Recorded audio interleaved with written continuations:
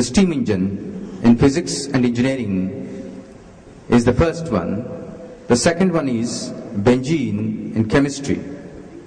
And the third one, the recent one, is biotech. But the first two revolutions took place in the West. And the speed at which biotech is growing in China, India, and other Asian countries, is there a possibility of the third major revolution of biotechnology contribute to the rest of the world from Asian shores? If anyone has any comment on that, please let us know. If we identify such an area, then the BioAsia is well justified to lead such activity. Any comments from the audience or panelists?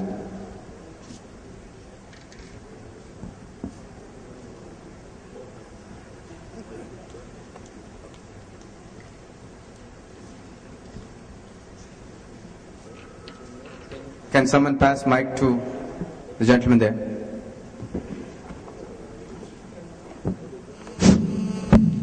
I'm Kade from Malaysia. The problem with Asian to be the leader is the money. America, Europe, they have got tons and tons of money, and they are far ahead in their research in biopharmaceutical. We are just beginning, and the politicians and the economists in all these countries, they don't even understand what is biotechnology. It is all a learning curve. For us to be in the forefront, like what you had mentioned earlier, I don't think so. We will still feel far behind Europe and USA. Thank you. Thanks for your comments, sir. I know that you are from the financial background, so you said it well. I hope BioAsia takes note of this comment and makes a representation to all the governments, giving all the data, and tell them in plain, simple language, if they don't invest in the biotech, the third revolution may not happen in these areas, even though you have all the talent. In US, I see many of the Asians, Indians, Chinese, Malaysians, Iranians, all these people are working in the labs for the last several years. Yes. Can you please pass the mic to the Iranian delegation?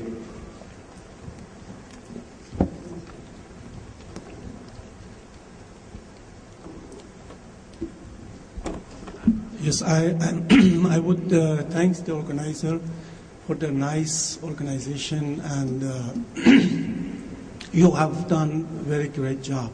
I know that it is very difficult to organize such a big congress and seminar. Okay, what I want to emphasize is please bring the microphone. Yes, the Asia is the biggest continent, and the countries in the Asia like China, India, Japan, and Iran, of course, are in the frontiers, especially in biotechnology. What we have to do, just like we have to have such conferences, so the scientists should come together all around this continent. This is the first thing. I mean, it should go around other countries also.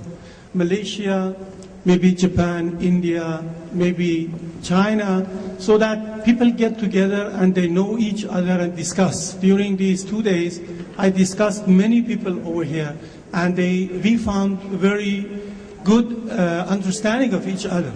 This is the first thing.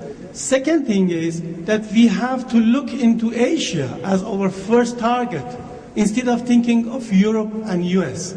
This is why I'm saying, because at least something about 2/3 of the total population of the world live in this continent.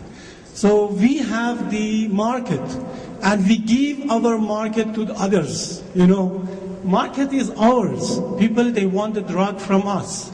There are millions and hundreds of millions of our customers who use others' drug. And we actually provide our market to the others. This is the second thing.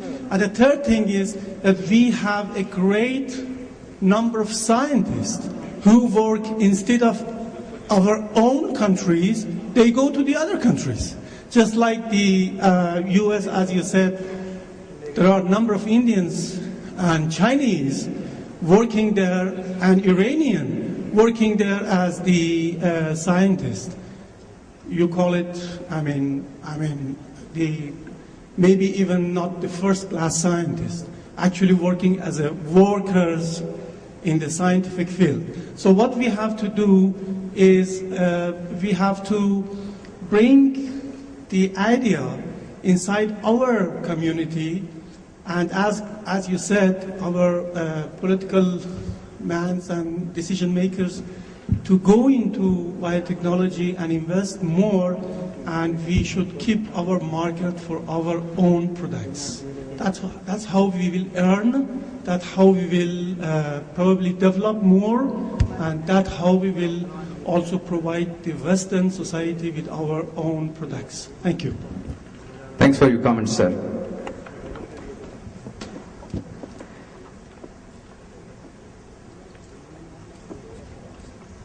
Oh, we are changing the laptop. I have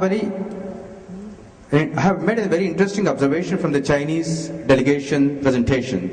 Sir, you mentioned that 50,000 returnees are coming to China. What is that you are doing so that they are coming back?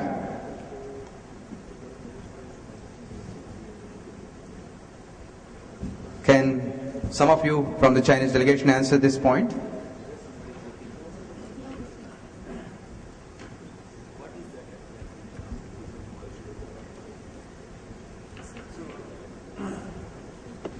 The majority of the young people trained in the United States or Europe return to China, most in Beijing, and they do professors and researchers, and a few of them, maybe 1/3 of them are in the industry. Yeah, this is most of the cases. Yeah. Hi, can I make a point here? Go ahead. I'm from a company called Hyderabad Life Sciences Consulting, and we do a lot of research and come out with reports in biotech, pharma, agri, marine bio. I have one or 2 points to make. One is that one is a comment and one is a point. One is that I think BioAsia could be made more integrated towards other fields, because right now the large representation is more of biopharma companies. I noticed the Malaysian delegation leader talked about aquaculture, and I think that is an excellent step. We need to expand the scope of BioAsia towards other industries as well. And the second, my point is that one of the delegates mentioned about the lack of funding. We take out actually a report on funding in India, and let me tell you that more than half of the funding of the government of India, and sir, you would agree with me, goes underutilized and undisbursed. A lot of times the problem is not in lack of funds. The problem is the scientist's knowledge in applying for those funds, the scientist's knowledge in writing draft proposals, the scientist's knowledge in writing the proposals for these funds, and developing a good structure or an organization into which the funds can be invested. It is not just, I'm not just saying that there is no problem, but a lot of times it is sir, you would know DBT cannot disburse more than 30% of its funds. As every year it has the problem. It begs organizations, please come and give us proposals. And I run a program, one program called a BEST program, which is the largest student entrepreneurship program. I know. And that program, again, I am the jury member on that. We again have such problem in identifying good proposals in which we want to invest. So I don't think, honestly, as a general opinion, I might be overgeneralizing, that there is a lack of funds. I think there is a lack of good ideas, and B, presentation of those ideas. Thank you. Okay. Is the presentation ready? Okay. So the first point that, sir, that what you made is about expanding the BioAsia and covering not just biopharma. I leave the point to Dr. Bajaj to respond or to act on. Dr. Bajaj, you want to say anything?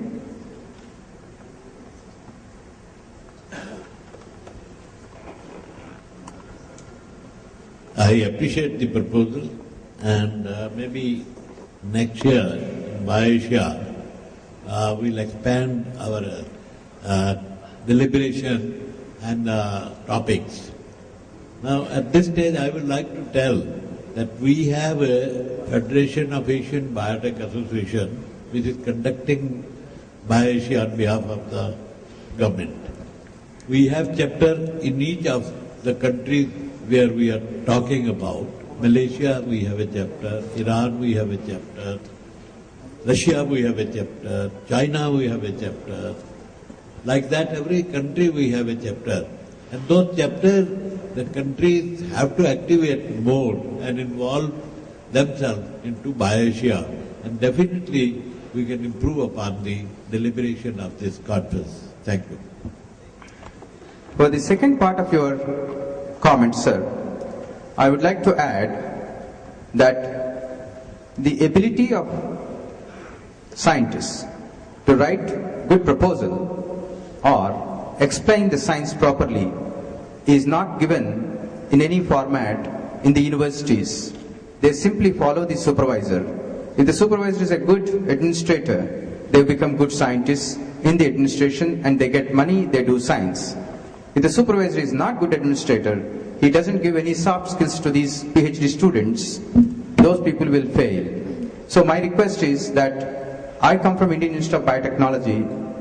If any other organization like yours, you mentioned, or Dr. Bajaj, they come forward, let us have a 1-week training course for everyone in this country or in Asia getting PhD must pass how to explain their science, how to write a grant, asking for money. Someone is in the back. Good morning. I'm from DBT, representing one of the offshoots which is known as BIRAC, Biotech Industry Research Assistance Program. We have been taking out calls every 3 months because we are there to help the industry. Can you please stand up, please? I'm from BIRAC, which is Biotech Industry Research Assistance Program, DBT. And I agree with all the previous things that there are a lot of funds. We have been taking out priority calls. Also, we've been holding special sessions on how to write a grant proposal. And we are not discouraged, but we still feel that there are a lot more, less number of takers of the government funds. And so much so that we have a whole infrastructure which tells people how to write grants. And the whole idea of BIRAC is when people come to us for grants, we don't reject, nothing gets rejected. We tell them, okay, you don't have this, can you give us this? And they get the grants. So if an organization like ours is there, and if BioAsia can sort of invite or ask, then we can hold these and also I think that I am representing agriculture. Agriculture is not